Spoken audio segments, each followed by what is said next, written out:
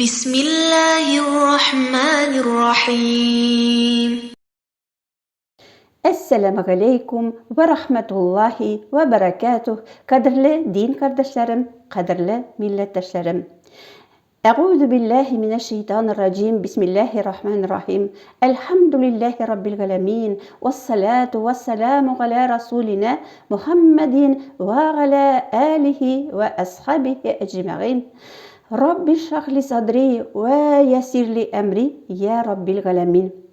Bizning dersimizni Buyuk Allah Subhanahu ve Taala ismi bilan beylab Bismillahirrahmanirrahim deb ochib jibaramiz. Ham o'zimizning shiratdagi harfimizni o'rganishga kirishamiz. Bugun bizning o'rgana turgan harfimiz zal harfi.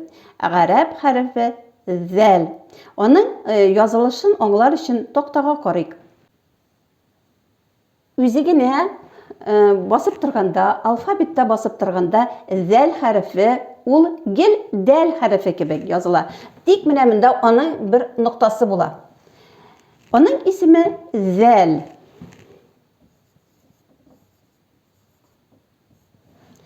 Min mında onu nişik okurga ekanini anglatır için z harfi yazdım. Dik ul z harfi tugel, sakav z harfi ekanini bilinir için onun üstüne sızık koyabız. Onun bire turgan ovası z. Z. Hem ul nişke avaz. Söz başında ul dal harfi kebek bir nersesi bilen de özgermi. Alfabette nişik tura, nek şulay şunday formada yazıla. Söz başında ul nek alfabette bulgança mine şulay yazılacak. Indi ul bizning Arab alfabetining g'urur harflarining so'nggisi. Ul o'zidan ortda kela turgan harfga bir vaqtda da qo'lin bermayacak. Onun onda bir vaqtda da tutashgan o'rni bo'lmayacak. Ul bizning g'urur harf. Hem şunun için mınamında onun bir vaqtda da tutashgan o'rnini ko'rsatmaymiz biz. Hem mana o'rtada bo'lganda ul bizning yo'l bo'yicha biz yozib kelamiz de üstga ko'tarilamiz, anar ostga tushib ne bo'lay to'xtaymiz. Mınamında onun noktası bula. Hem mana bu o'rni bilan o'zidan ortda kelgan harfga tutashgan bo'lacak. Hem söz ozag'ında da ul bizning nek söz o'rtasındagi kebek yozila. Bir nersesi bilen de ayırılmayın. Mında da ol şunday kıyafette, mında da ol şunday kıyafette basıp duracak. Çünkü tağın bir mertebe qabatlab aytamiz, ol bizning g'urur harf. Hamenda qarab ketamiz harakeler bilen. Bizning 3 harakemiz var. Birinci harakemiz bizning fatha. Yozib qo'yamiz zal harfi üstüne fathani hem o'qiymiz. Za deb. İkinci harekemiz bizning kesre harekemiz. Ul her vakit aytdik, qayda bo'la? Harfi bizning ostında. Hem o'qiymiz zi deb. Üçüncü harekemiz dam harekesi. Ul her vakit harfi bizning üstünde kichkinagina o'tir kebek. Hem o'qiymiz zu deb. Za, zi, zu. Za, zi, zu. Za, zi, zu. Hem indi qarab ketamiz sekin bilan. Yozib qo'yamiz za harfin. Onun üstüne sekinni hem şu harfni o'qirishini olamiz a harfin. Onun için yazıp koyarız elifni, onun üstünde hamzani, hem onun üstünde fathını, hem okuyuz. Ez dip. Za, zi, zu, ez. Za, zi, zu, ez. E'uzu degende e'uzu billahi mineşşeytanirracim degen sözde istiğazı da bizning şuşu e'uzu tugul bizning e'uzu indi Arab ebiler kirillitsa harfleri bilan o'qiganda onun o'rnina z harfi aytadi. әғузу. Менә нек шушы зә хәрефен даммы белән укыйбыз без. Әғузу. Һәм инде тагын да яхшырак аңлар өчен без инде китабыбыздагы күнегүләрне карап үтик. Күнегүләр китапта 28-нче биттә язылганнар. Из, муз, хуз, ауз, غوز ذب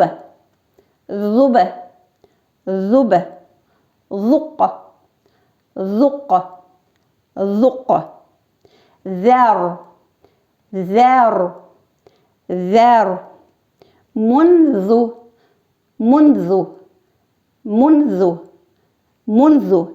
إذن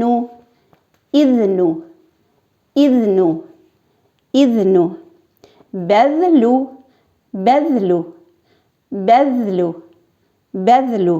ذكر ذهن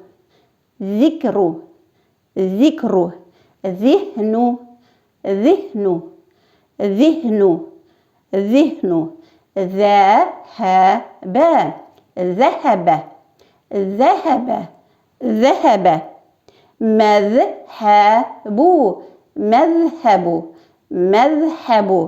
مذهب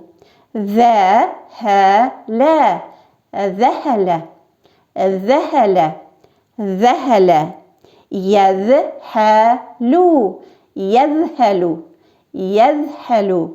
يذهل بذل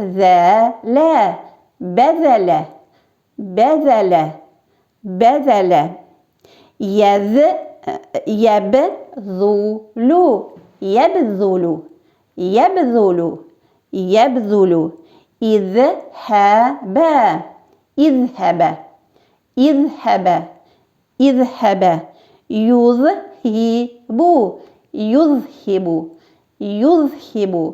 يذهب Һәм менә зәл һәм зә хәрефләренең укылышына игътибар итегез дигән күнегүләрне карап китик. Aqzaga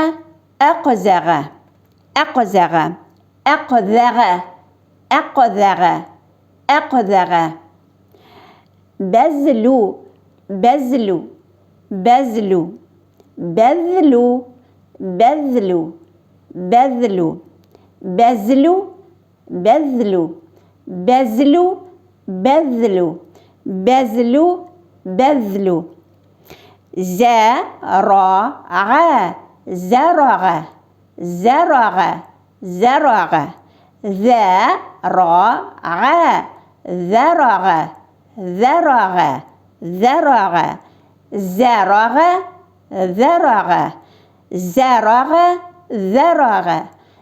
زرع Хәзер инде аңлап китик. Кайсы җирдән чыга шул безнең зәл хәрефе? Зәл хәрефе китабыбызда әйткәнчә, тел очының өске өлеше алгы өске тешләрнең очына ясалганда, тигәндә ясала. Сакау һәм нечкә әйтелешле.